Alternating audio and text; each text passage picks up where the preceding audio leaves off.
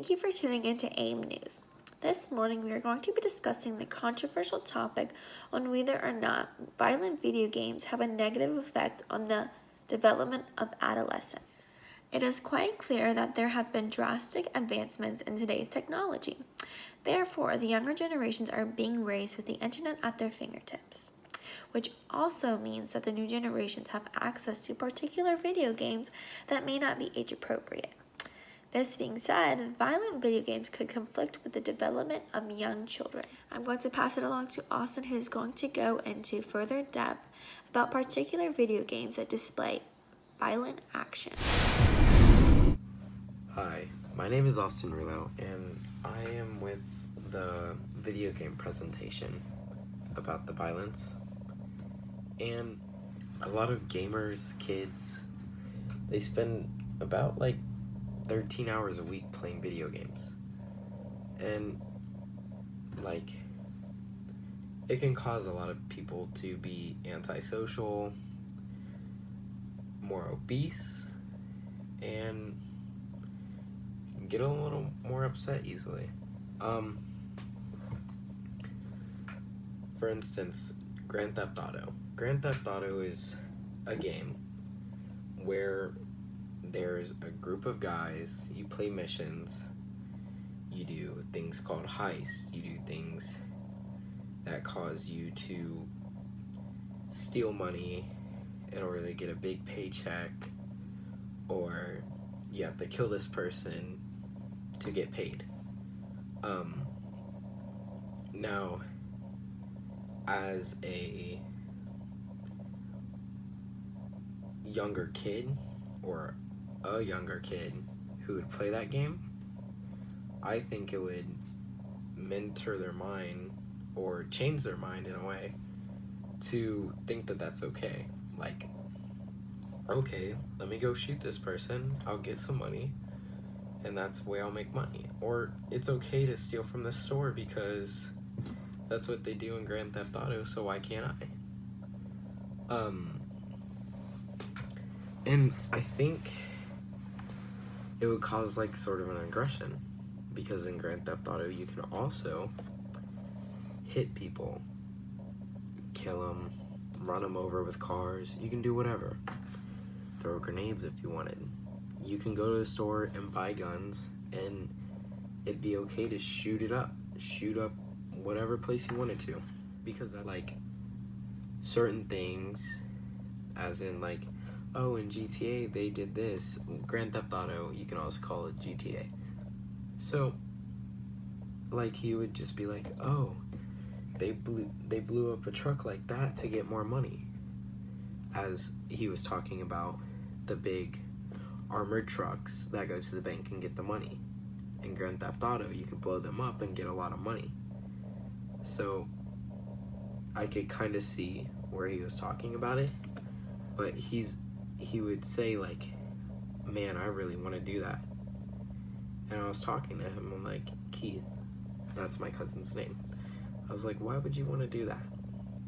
He said, because it's in Grand Theft Auto they did it, so why can't I? And I sat there and explained to him that video games and real life are two different things. And I could see that he got pretty upset about that. He's always been in the games and stuff, but I could see where it kind of upset him to realize it's not okay to do this, it's not fine to do this. And when he would come off of playing any kind of game, as in War or Grand Theft Auto, because that's what he really liked to play, he would get upset. He would get really why is this? You can't do this? Don't tell me anything. Very upset in a way to anything that we tried to tell him not to do. And he wouldn't listen to us because, the games didn't, so why should he? And I feel that also brings a lot of violence, because he thinks that it's okay to do these certain things that you really shouldn't be doing. And I feel like some games can change people's way of thinking and ways of how to process information. Yes, video games can be fun, but I think that a lot of the video games that we do play or that people like to play bring a sense of violence. I mean, sure, video games are fun to play, but I don't really think they should be put into reality and changed to aggression. And I think that's what a lot of people are doing nowadays. Thank you. Now we are going to go out into the community and ask everyday people their beliefs and opinions on this topic. Do you think that violent video games have an effect on the development of children? Yes, Why or why not? I think they do, because if that's what they're around all the time and like paying attention to and focusing on, then they're gonna like grow to think that that's like right, and like what they're paying attention to, they're gonna think that there's not a problem with that and that there's not a discipline to it. Do you think that violent video games have an effect on children's development? I do not think that at all. Why? Because, well, for one, you can go and play a game about killing people. That doesn't make you a murderer. That doesn't mean you're gonna grow up to be a murderer. I played video games like that when I was younger, and I've never killed anyone. So, But do you think kids playing at a younger age where their brain is still developing, do you think that would have a negative effect on them in the future as they're growing up? Making them think that killing people is okay or robbing a bank is okay? oh no, I don't think that at all. If they're being taught by their parents to not do that, and like their parents are teaching them that it's wrong, no matter if they play a video game or not, they're gonna understand that it's wrong. So you don't think a video game could teach someone those ways? I mean, it all depends on the person. It could. Don't get me wrong, it really could. But majority of the time, I don't think it would. Now we are going to pass it over to Isabelle, who is going to share with you some statistics. The psychological effects of video game violence are very clear according to Brad Bushman of Ohio State University. The link between video games and aggressive behavior in teens is very prominent. Bushman also says that of the 130 studies done on over 130,000 participants, most participants, or all, have shown an increase in aggressive thoughts, behavior, and feelings and thoughts of anger. Other researchers agree with this, pointing out that playing violent video games results in a lack of empathy, poor performance in school, and aggression. In a study done by the APA, or American Psychiatric Association, it was concluded that playing video games desensitizes children to violence and aggression. Pew Research Center found that 97% of children ages 12 to 17 play video games. 66% of those video games or more display violent, aggressive, or unempathetic behavior. While there is a link between aggression and violent video games, there is no definitive link behind video games and criminal activity. In studies done on children, their aggression and lack of empathy is tested by how much hot sauce they put on a food for someone, or how loud they played a bad sound for someone that they didn't like. While research states that violent video games cause a lack of empathy, it doesn't mean that all children who play violent games will become murderers or criminals. It also does not say that video games are the leading cause of aggression in children. The biggest causes of aggression in children are family violence, pottery, harsh punishments, peer rejection, and problems at school. Violence in video games is more likely to cause a child to punch or shove another student, fight with siblings, or become more sarcastic and sassy with their parents. While a majority of participants in these studies showed unempathetic or aggressive behavior, the results are not the same for everyone. Results varied among children who played these violent games for different amounts of time. Children who spent an excessive amount of time playing video games that are violent showed a higher level of aggression than those who do not play as much.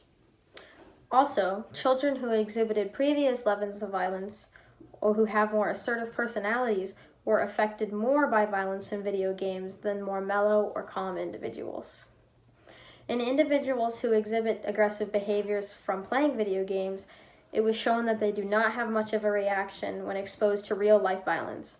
For example, their heart rates who were affected by the violent video games were less likely to offer help than children who were not exposed or affected. Effects of violence in video games also varies amongst gender and age. Undergraduate men were more likely to experience short-term effect of violence than undergraduate women.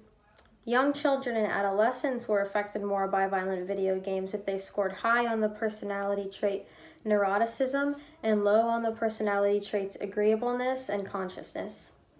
It was also noticed in the study that children were affected negatively by games that had customizable characters or personalized avatars. A lot of questions are still asked by researchers, however. Is there a real-life impact of violent video games on violent crimes? Is it more important for parents to pay attention to the age ratings on games? Though a dramatic rise in video game playing has been seen over the last decade, it has not affected a crime rate significantly. However, it is nearly impossible to pinpoint exactly what causes crime rates to rise and fall. There are just so many factors contributing to crime. It is also thought that parents should pay more attention to age ratings on video games. Younger children in their formative years are much more influential than young adults and teenagers. It is important that parents pay attention to these ratings just to make sure that their children are not being influenced. While the link between violent video games and aggression is not positive, there is still good news with all of this. Just like how negative and violent video games have a bad effect on children, pro-social games, where the main goal is helping someone, can have a positive effect on children and adolescents. Action games can also help enhance visual attention spans, and quicken reaction times in children.